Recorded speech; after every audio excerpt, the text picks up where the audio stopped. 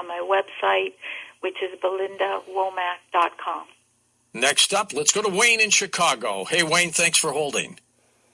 Thank you, George, and thank you for this marvelous show called Coast to Coast. Thank you. Great promo. We should hire you, Wayne. Yeah. I just want to ask your guest, at the beginning of the show, she was saying that one of the angels' full name was Lucifer Michael, and like something like he split. So I'm kind of confused. I thought that the Archangel Michael has always been the Archangel Michael, and the angel Lucifer has always been the angel Lucifer. So can she clarify that so we can understand it? You know, she said that they split, like one became two, or how does that work? So, Wayne, the word or the name Lucifer means the light. And if we go to the center of God, God is both light and sound. And the light is pure light. It can only create what comes from the vibration of love. So when the earth was designed, it was designed as a school so that souls could come here to experience the opposite of the light, which is fear or darkness. And so the brightest angel that held the light, the brightest light, is synonymous. They are one angel of the will of God. The will of God means what the light creates, right? God brought us light, and God created with the light. And then God spoke, and that's the sound. So here on the earth, the light or the thought was separated from the will. And that's why human beings can have negative thoughts, and we can have something called free will. So we can have the will to do harm when that was never the way God originally designed for our souls to operate. So what we want to do is we want to understand that we want to purify our own light or our own thought, and we want to use our will for the greatest good of all. And so what the angels teach is that we want to turn over our free will for our higher will or the will of our hearts. And so that's what they teach, is to help us to understand how this planet began and the role of the angels. So the light, which is Lucifer, split from the will so that the light could go dark and so that the will had the ability to do harm. And what we want to do, again, is we want to raise the vibration of our own light, which is our own thought. And we want to raise the vibration of our will, which is the way we make choices.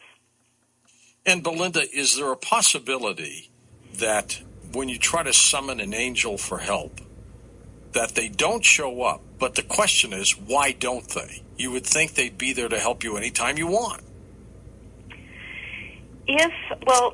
So, George, the angels do show up.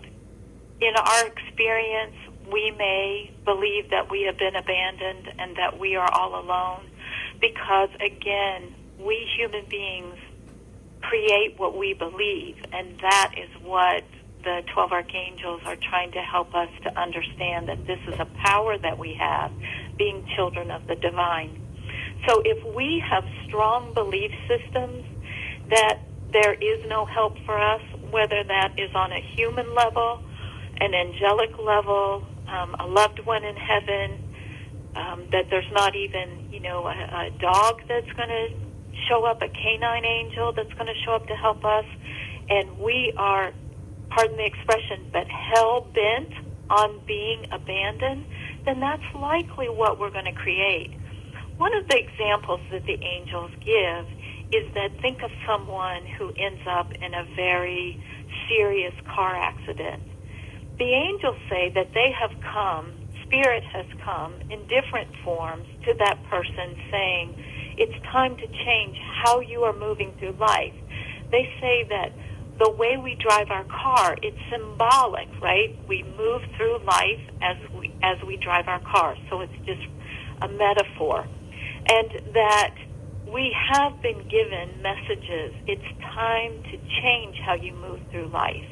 And if we haven't received that message over and over and over again, then the lesson gets louder, the message gets louder, and so then we can end up in a serious accident, which then stops us, and it makes us reevaluate our lives, and that's what serious illness can do to human beings. It can stop us and have us go within and say, well, whose life am I living?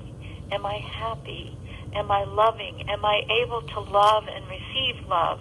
What kind of quality of life am I experiencing? So, again, this is the whole message that, yes, the angels are everywhere trying to help us to wake up to our power, that we are creating our lives. We are dreaming them into being. That's symbolic, but we can change what we are experiencing. And when one of us does this, we help the entire movie that humanity is experiencing change for the better. Okay, back to the calls we go. Wow, doesn't that sound familiar, Jillian? Isn't that amazing? Apparently, I have stolen the idea of this woman who just talked off the top of her head. I wonder where she got such an idea. I love you, Jillian.